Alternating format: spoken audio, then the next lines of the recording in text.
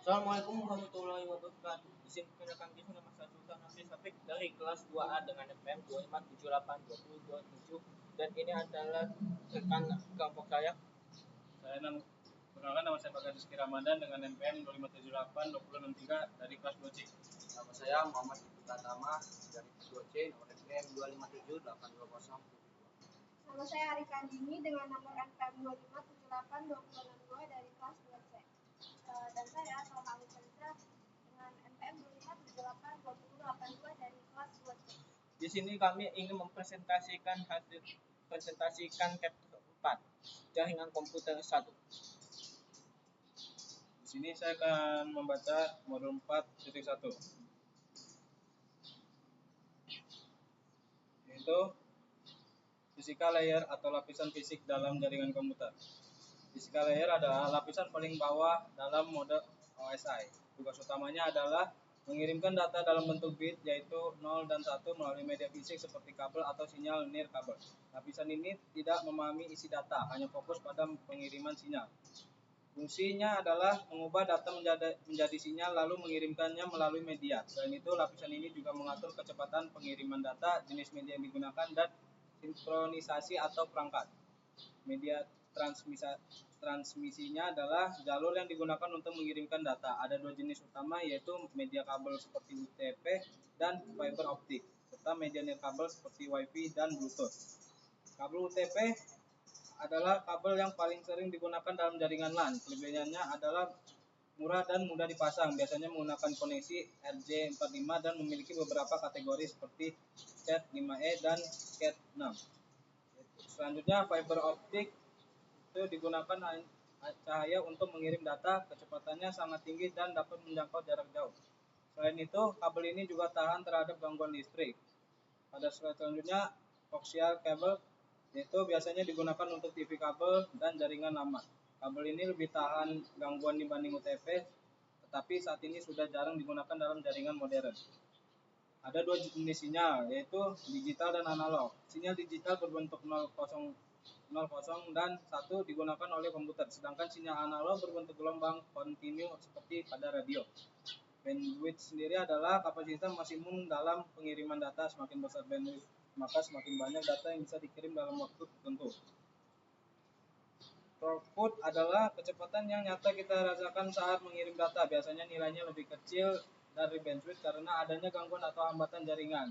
Itu selanjutnya ada latensi, adalah waktu yang dibutuhkan data untuk sampai ke tujuan. Semakin ke latensi, maka jaringan akan terasa lebih cepat. Itu selanjutnya konektor interface, digunakan untuk menghubungkan kabel ke perangkat. Contohnya RJ45 untuk kabel UTP dan konektor khusus untuk fiber optik.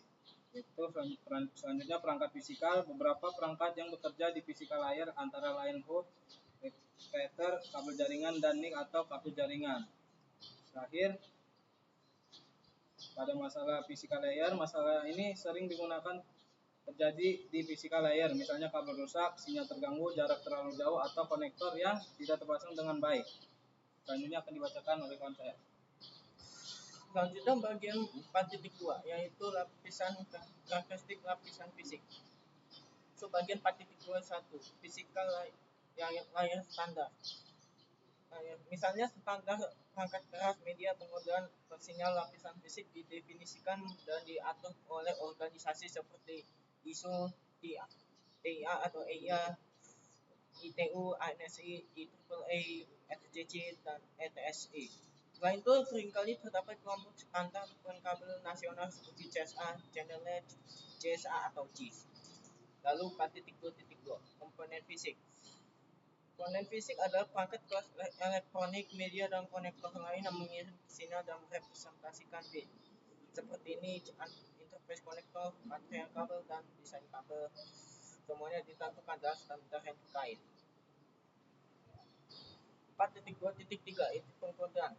Pengkodean adalah metode untuk mengubah aliran bit data menjadi kode yang telah ditentukan sebelumnya. Sebagai contoh, pengkodean mencetak merepresentasikan bit 0 dengan transisi tegangan tinggi ke rendah. Bit 1 direpresentasikan sebagai transisi tegangan rendah ke tinggi. 4.2.4 itu persinyalan. Lapisan fisik harus menghasilkan sinyal listrik. Optik atau nirkabel representasikan satu danus pada media. Cara direpresentasikan disebut metode sinyal. Standar lapisan fisik harus definisikan jenis sinyal apa yang representasikan satu dan jenis sinyal apa yang representasikan nol. Contohnya adalah kabel tembaga, ya, lalu kabel surat optik dan media nirkabel. Selanjutnya bagian 4.25 yaitu bandwidth. Sejumlah faktor tentukan bandwidth praktis satu jaringan berupa sifat media fisik, teknologi yang dipilih untuk memberi sinyal, dan deteksi sinyal jaringan. Lalu bagian 4.26 terminologi bandwidth. Istilah yang digunakan untuk mengukur kualitas bandwidth adalah latensi, kapasitas, dan throughput. Selanjutnya submodul 4.3 yaitu copper coupling. Modul 4.3.1 karakteristik kabel tembaga. Kabel tembaga adalah jenis kabel yang paling umum dipakai saat ini. Jaringan menggunakan media tembaga harganya murah, mudah dipasang, dan resistansi rendah. Dan namun memiliki keterbatasan dalam hal jarak interferensi sinyal. Untuk menekan dampak negatif MRFI, beberapa jenis kabel tembaga dibungkus pelindung logam memerlukan koneksi pertahanan yang tepat. 4.3.2 yaitu jenis kabel tembaga, yaitu ada UTP, STP, dan koaksial. Lalu 4.3.3 kabel pasangan berpilih UTP adalah media jaringan paling umum yang diujungi konektor SJ45 dipakai untuk menghubungkan host jaringan dengan perangkat jaringan perantara seperti switch router. Terdiri dari 4 pasang kawat berkode warna yang dipilih bersama, kemudian dilapisi selubung plastik fleksibel melindungi dari kerusakan fisik ringan. Selanjutnya adalah kabel STP, memberikan perlindungan gangguan noise yang lebih baik daripada UTP. Dibandingkan dengan UTP, STP lebih mahal dan susah dipasang. STP juga bisa dipasang dengan RJ45. Kabel STP digunakan 4 pasang kawat, masing-masing dibungkus pelindung foil, kemudian dibungkus lagi dengan logam atau kulit secara keseluruhan. Lalu 4.3.5 koaksial mendapatkan namanya bahwa terdapat dua daun tutung yang berbagi sumber yang sama. Kabel koaksial terdiri dari komponen berikut, yaitu konduktor tembaga digunakan untuk kirim sinyal elektronik, lapisan isolasi plastik fleksibel kelilingi konduktor tembaga, bahan isolasi dikelilingi jaringan tembaga atau logam, dan seluruh kabel dilapisi jaket kabel cegah kerusakan fisik. Selanjutnya akan dibacakan oleh teman-teman. Saya akan menjelaskan submodul 4.4 kekebalan UTP.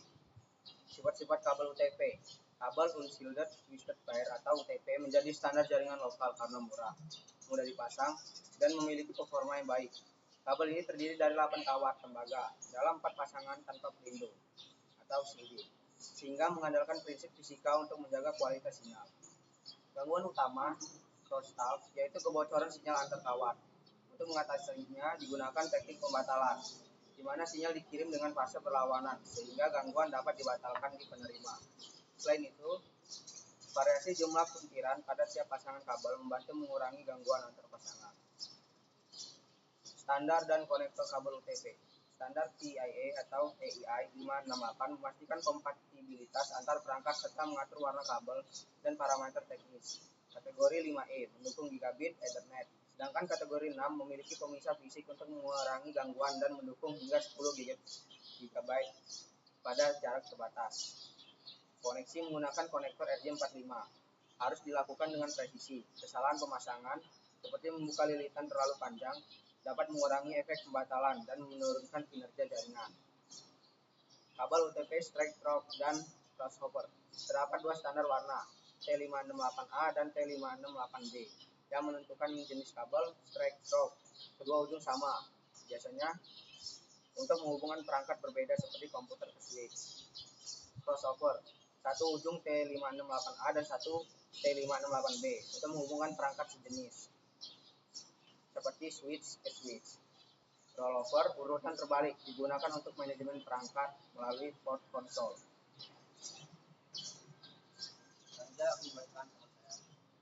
Saya akan membacakan materi 4.5 yaitu tentang kabel serat optik. Serat optik adalah media transmisi yang menggunakan cahaya untuk mengirim data. Dibandingkan kabel tembaga, serat optik memiliki kecepatan lebih tinggi, jarak lebih jauh, dan tahan gangguan elektromagnetik.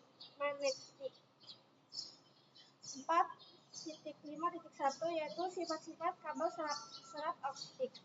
Menggunakan sinyal cahaya laser atau LED, bandwidth-nya sangat besar, rendaman loss rendah, cocok jarak jauh, kabel terhadap interferensi elektromagnetik lebih mahal dan pemasangan lebih rumit.